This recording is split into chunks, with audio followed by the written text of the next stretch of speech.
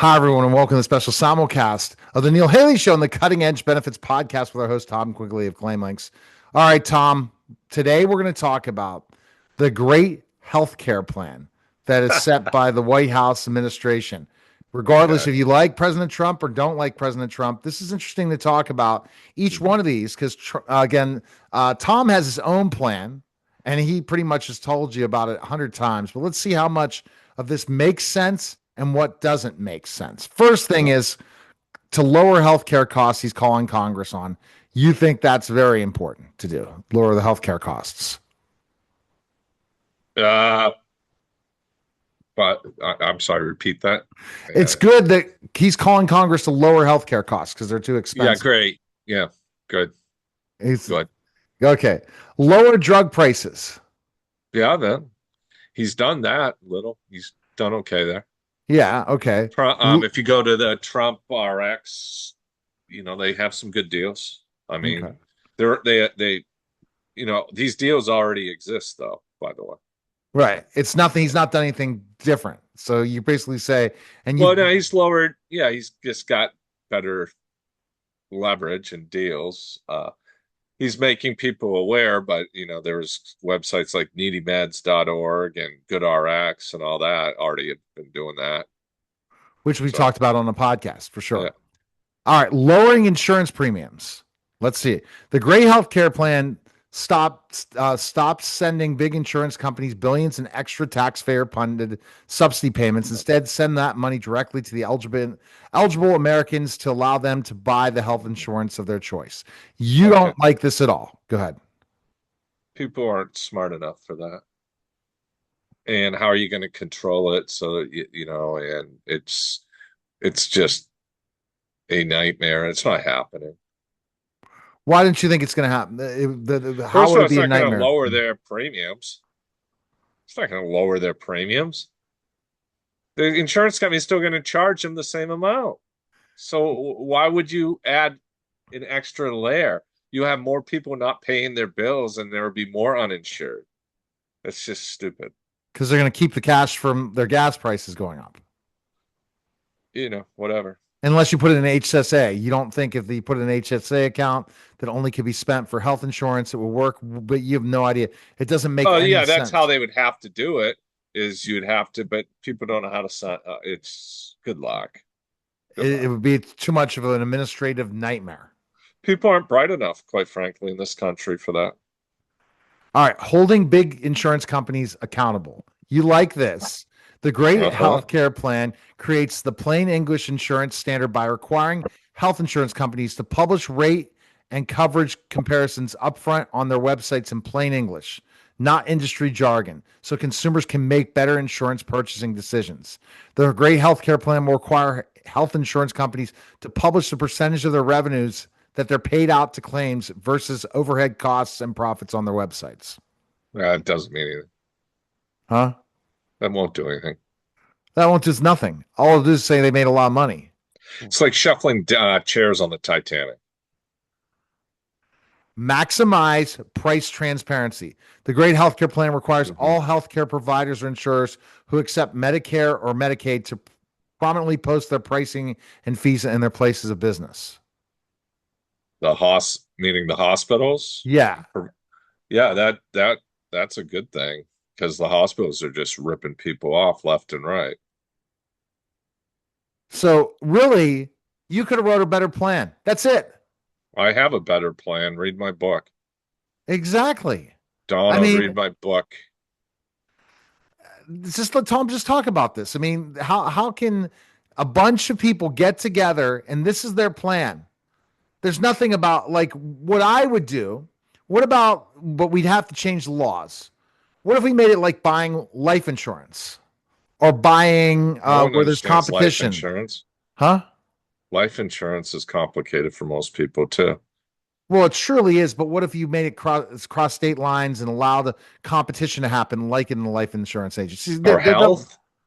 No. Why? Not, no, the system's not built for that the way they have it. They'd have to overhaul it. And the doctors and the hospitals are the key is they have to take all insurances that pay at least Medicare or better. and they can't not. So they have to get rid of the networks so that they can do these plans that make sense. Um, so the hospitals, it'd be like, okay, you have to take all the insurance plans So they created a because that's what faction. they're doing. Yeah. They're in cahoots with the insurance companies, and the insurance companies are doing these narrow networks in some states, and literally these poor people have very few choices. So doing this, what would you, if we drew a magic wand, you read Yeah, your book is your magic wand. one of them, one of the three. Hmm. It doesn't make sense. So I was thinking, what other way we purchase car insurance, the way we purchase home insurance, any other type of insurance, it has competition. Why can't we make the health insurance companies have competition? Because they've allowed them all to gobble each other up like Pac-Man. So there's no And way to to yeah, to, to the force that. antitrust, they gave them an antitrust exemption like Major League Baseball or major So sports. Yeah. so you're not impressed by Trump's plan at all. It'd be like me sitting around with the boys at the golf course drinking a few beers and coming up with ideas and go, oh, yeah, that's a great one. Come on.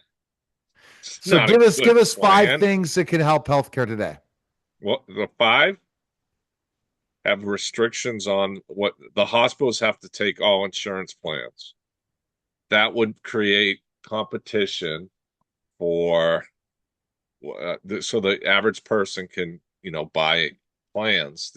Yep, they have to there's got to be a cap on what the hospitals um, can charge. uh that's one. Two, you got to have the pharmacy reined in. They're not. The insurance brokers need to work on fees, not commissions, based on savings. Um, the insurance companies have to, they have all these rules like, oh, it's 80% loss ratio or whatever. And it's like, no, they don't. Think about it. They're getting all these rebates on drugs and all this other stuff, and they call it claims. So they're making money hand over fist. This ACA was the greatest law for them. They need to rein them all in.